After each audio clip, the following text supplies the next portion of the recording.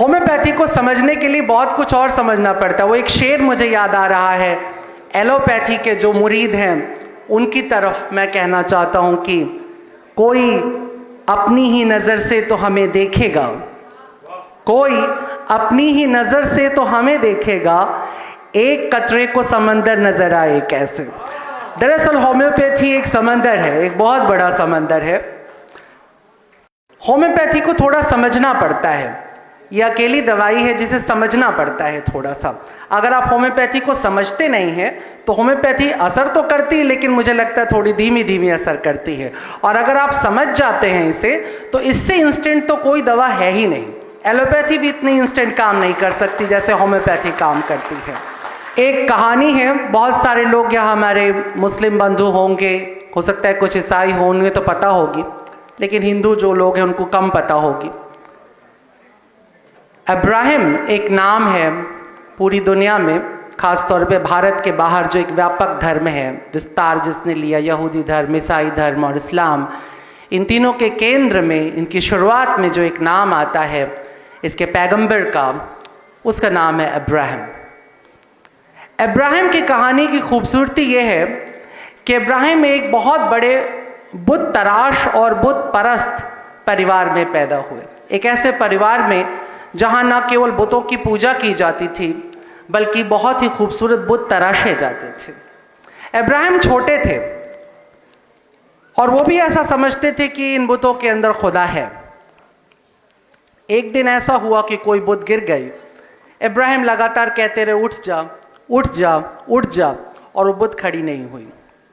इब्राहिम ने सारी बुतें तोड़ दी और तलाश करनी शुरू कर दी कि दरअसल वो खुदा है कहाँ जो बुतों को खड़ा कर सकता है, जिंदा कर सकता है, उसमें जिंदगी दे सकता है। यकीनन ये बुत नहीं है, ये चांद नहीं है, ये सितारे नहीं हैं, ये आफताब नहीं है। और आखिरकार वो एक नूर तक पहुंच गए, एक रोशनी तक पहुंच गए कि हाँ वो खुदा है जिसकी वजह से सूरज चमकता है, जिसकी वजह से चांद चमकता है, जिसकी वजह से सितारे चमकते हैं। और वो जो एक बुत परस्त और बुत तराश परिवार में, मूर्तियां बनाने वाले परिवार में पैदा हुआ जो बच्चा था, वो मूर्तियों के खिलाफ एक धर्म शुरू करता है, बुतों के खिलाफ, बुत परस्ती के खिलाफ खड़ा होता है और इस दुनिया को उस ताकत से जोड़ता है जो दिखाई तो नहीं देती लेकिन पूरी दुनिया को चलाती है, ऑपरेट करती है, उसे बनाती भी है, बिगाड़ती भी है। कुछ ऐसा ही हुआ एक और बच्चे के साथ जो पढ़ाई करता है एलोपैथी में, पढ़ करके आता है एलोपैथी और एक एलोपैथी का बड़ा डॉक्टर बनता है। लेकिन एक रोज मलेरिया का इलाज करते करते उसे ऐसा पता लगता है कि ये जो कुनैन की गोली जो मलेरिया में इस्तेमाल की जा रही है, अगर इसे हम बिना बीमार व्यक्ति जिसको मलेरिया नहीं हुआ, अगर उसे हम कुनैन खिला देते हैं तो उसके अंदर मलेरिया के लक्षण उभरने लगते हैं। उसने सोचा क्यों ना मैं इसे खा करके देखूं, और उसने अपने शरीर पर उसका प्रयोग शुरू किया। उसने कुछ दिन कुनैन खाई, वो जब कुनैन खाता तो उसे मलेरिया के लक्षण आने लगते, फिर उसको खाता और कुछ दिन बाद ठीक हो जाते। तो इस तरह धीरे धीरे धीरे धीरे उसने दूसरी दवाइयां भी जो एलोपैथी में इस्तेमाल होती थी बीमारियों में, उसका यूज अपने ऊपर करना शुरू किया। और एक दिन वो इस परिणाम पर आया कि हम जिस बीमारी से ग्रस्त होते, जिस कारण से हम बीमार पड़ते हैं, अगर उसी कारण को आपके शरीर में दोबारा ला दिया जाए एक सर्टेन पोटेंसी के साथ, ताकत के साथ, तो वही उस बीमारी को समाप्त कर देगा।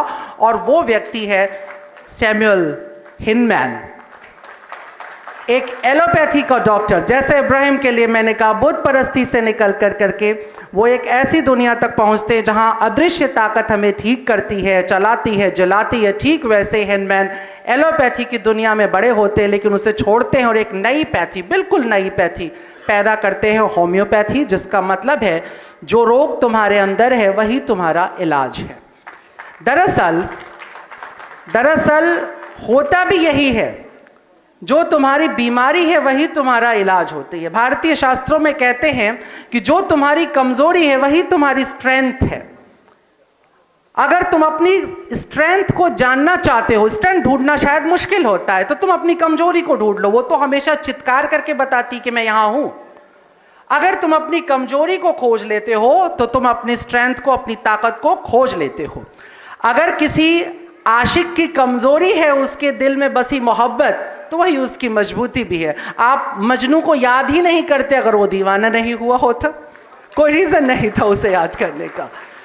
आपके दिल में, आपके जहन में जो चीज कमजोरी है, मैं खली साहब के साथ, आप सामने आपके बैठे हैं खली साहब, ये जो आप लंबी कदकाठी देख रहे हैं, जो इनका शरीर का बल देख रहा है, ये किसी स्तर पे कमजोरी भी सिद्ध हो सकती थी, लेकिन खली साहब ने उसे स्ट्रेंथ में बदल दिया और आज दुनिया के अंदर एक अचंभा है, एक अचरज है।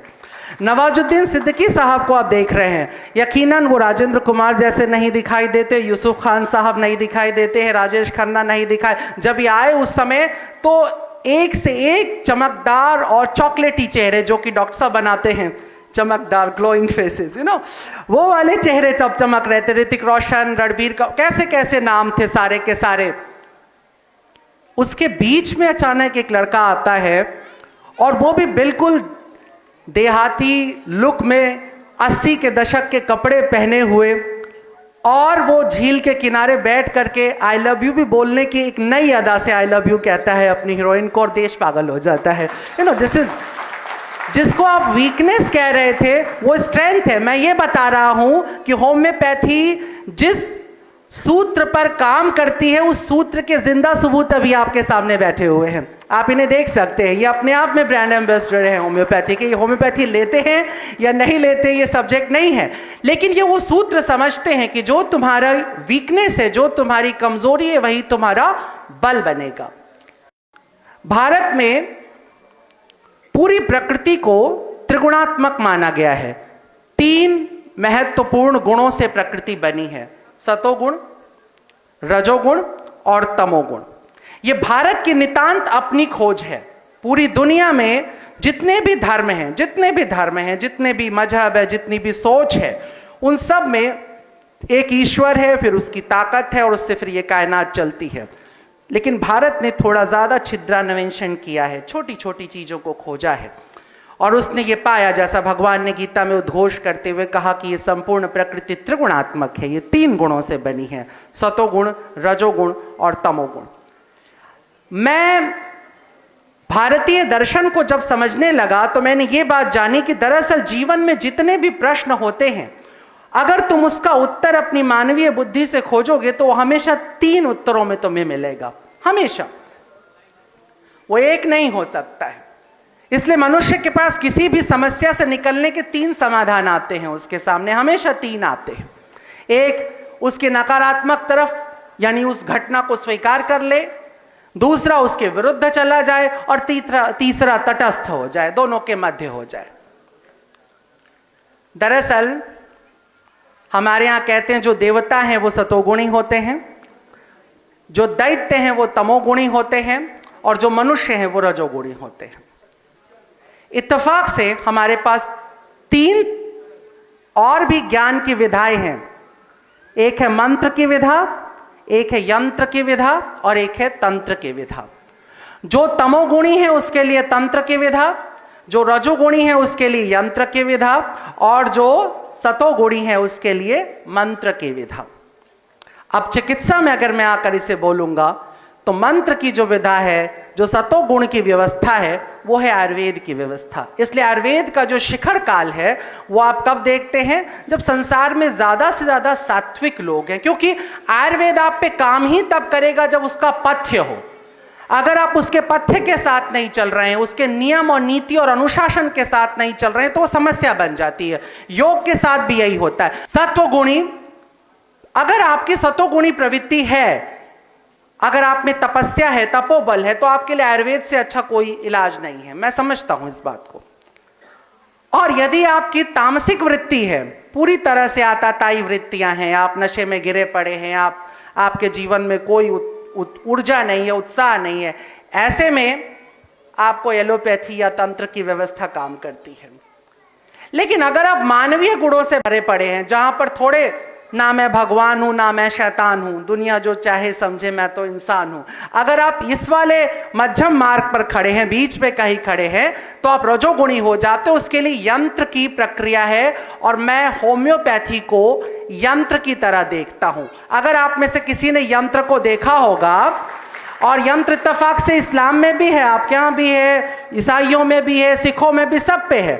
दम फूंक करके मौलाना साहब कुछ एक हर्फ लिखते हैं और एक क्रॉस बनाते हैं, कागज में देते हैं और एक ताबीज में भर देते, तो भूत भाग जाता है, इनफैक्ट भाग जाता है, आप मानो ना मानो। ऐसा ही पंडित जी भी करते हैं, एक यंत्र लिखते हैं, कुछ कारखाने बनाते, कुछ नंबर्स लगाते, और एक ही तरह का यंत्र कई कई कई कई समस्याओं को दूर करता रहता है। ठीक यही सारे गुण होम्योपैथी में होते हैं।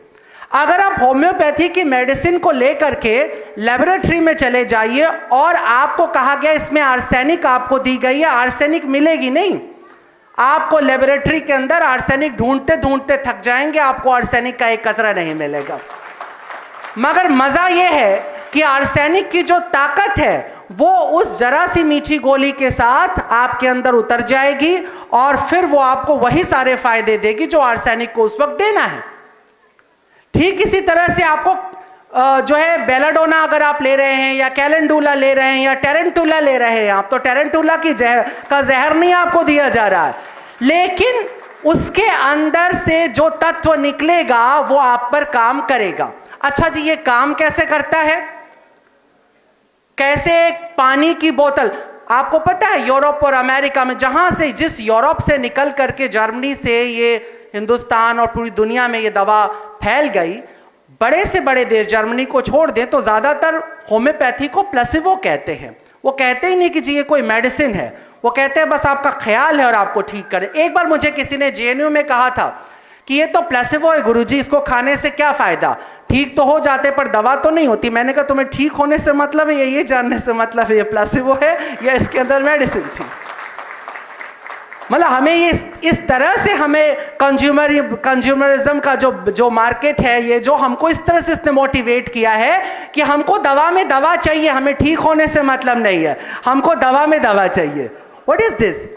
हमें ठीक होने से मतलब है। और यहां पर मैं इसलिए सवाल कह रहा हूं चूंकि आप में से ज्यादातर मुझसे ज्यादा विद्वान है इस विषय में, लेकिन जो नहीं जानते उनको मैं बताने की थोड़ी सी कोशिश कर रहा हूं कि ये सवाल होता है कि जब दवा है ही नहीं उसके अंदर, और इसलिए अमेरिका ने इसको प्लेसिबो कहा क्योंकि इसमें मेडिसिन मिली ही नहीं। उन्होंने कहा जब कोई तत्व इसके अंदर है ही नहीं तो हम इसको दवा कैसे मान लें। दरअसल जब आप भारतीय, और ये समय जब हिनमैन आ रहे हैं तब तक मैं एक बात जरूर कोट करूंगा कि जर्मनी के अंदर तब तक उपनिषद और भारतीय पुराणों और वेद का प्रचार होना शुरू हो चुका था। मैक्स मुलर, शोपेनहावर सभी धीरे धीरे आ चुके थे भारतीय ज्ञान परंपरा की तरफ, और पूरा यूरोप उससे चमत्कृत हो रहा था। हिनमैन उससे चमत्कृत नहीं हुआ, ऐसा तो हो ही नहीं सकता है। एक ऐसा खोजी व्यक्ति तो जरूर चमत्कृत होना चाहिए। और भारत के पास बहुत कुछ है, सैद्धांतिक रूप से तो बहुत कुछ है, शायद इसका इंप्लीमेंट ना हुआ हो लेकिन सैद्धांतिक रूप से बहुत कुछ है। लेकिन भारत ने कवियों का एक पूरा एक समूह पैदा किया। पूरी दुनिया में इतने कवि नहीं पैदा हुए जितने कि भारत में कवि पैदा। दरअसल पहले ऋषि होने की शर्त होती थी तुम्हारा कवि होना। इसलिए आप सबको, डॉक्टर साहब सबको पता होना चाहिए कि भारत में वैद्य को कविराज भी बुलाते हैं, क्योंकि एक वैद्य को 3 गुणों से युक्त होना चाहिए था। उसको दार्शनिक होना चाहिए था, उसको ज्योतिषी होना चाहिए था, उसको औषध ज्ञान होना चाहिए था। अगर आप होम्योपैथी की परंपरा को समझते हैं तो हिनमैन ने भी इन तीनों शर्तों को रखा है, और हिनमैन की किताब इन तीनों चीजों का जखीरा है।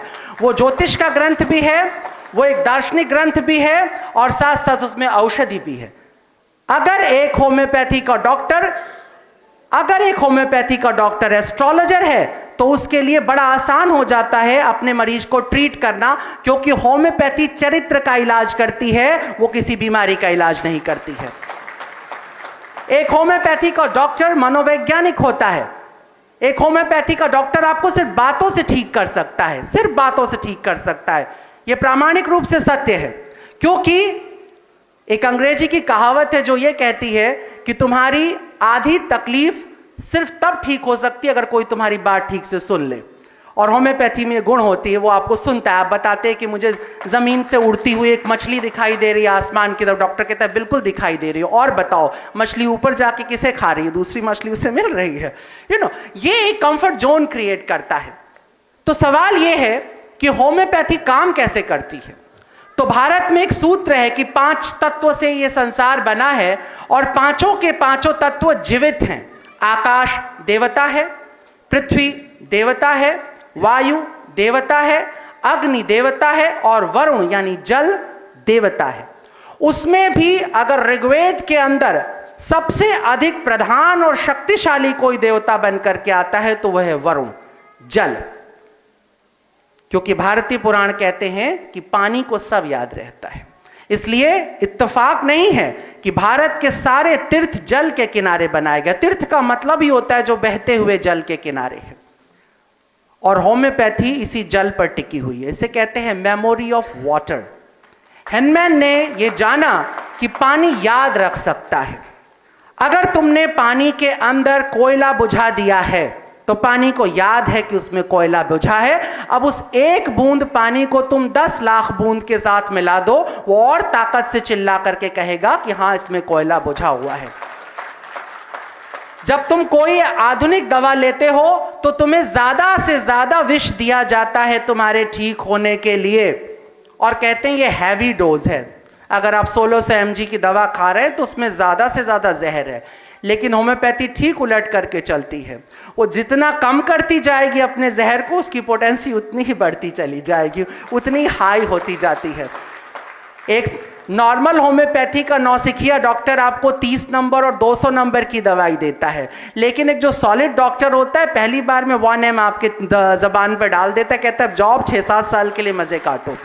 ये चमत्कार है होम्योपैथी का, ये जादू है होम्योपैथी का कि ये मेमोरी ऑफ वाटर पे काम करती है, पानी को याद रहता है। और इत्तेफाक से नवाजुद्दीन साहब मेरे खिलाफ होंगे, लेकिन फिर भी मैं कहूंगा कि खाक से आप नहीं बने हैं, आप बेसिकली पानी से बने हैं। ये मेडिकल फैक्ट है कि आप पानी से बने हैं। आपके निर्माण में पानी की सबसे बड़ी भूमिका है, और होम्योपैथी की खासियत यह है कि वो आपको ठीक उसी तत्व से ठीक करना चाहती जो प्रधान तत्व आपके शरीर में चल रहा होता है। पानी की इस अहमियत को रहीम दास बहुत पहले समझ के कहते हैं कि रहीमन पानी राखिए बिन पानी सब सून, और पानी गए न उबरे मोती मानुष चून। तो आप सबको मेरा बहुत बहुत साधुवाद है, बहुत बहुत मैं धन्यवाद करता हूं। आप सबको निसंदेह जिस पथ पर चल रहे हैं उस पर चलना चाहिए, और भारत सरकार को भी मैं ये अपील करूंगा। मंत्री जी चले गए लेकिन उनके मित्र यहां पर हैं, मैं कहूंगा कि कैदियों के यहां किरण बेदी ने योग और साज सज्जा और इन सब चीजों का प्रवेश कराया तिहाड़ जेल में। यदि सरकार भारत के सभी जेलों में होम्योपैथी के डॉक्टर्स नियुक्त करे और क्लासिकल होम्योपैथी अगर शुरू करे तो यकीनन मुझे लगता है कि ज़्यादा से ज़्यादा कैदियों को समय से पहले उसे बाहर करना पड़ेगा, क्योंकि वो परफेक्ट इंसान बन चुके होंगे। अगर ये आर्मी में अपने यहाँ कंपल्सरी करे तो सेना को बहुत मदद मिलेगी कई तरह के स्ट्रेस और डिप्रेशन से बाहर। यहाँ तक कि एंटी नेशनल लोगों को भी अगर होम्योपैथी के 2-4 डोज खिला दिए जाए तो शायद नेशनलिस्ट हो जाए। ऐसी भी कोई दवा आप लोग खोजेंगे। बहुत बहुत धन्यवाद, बहुत बहुत धन्यवाद।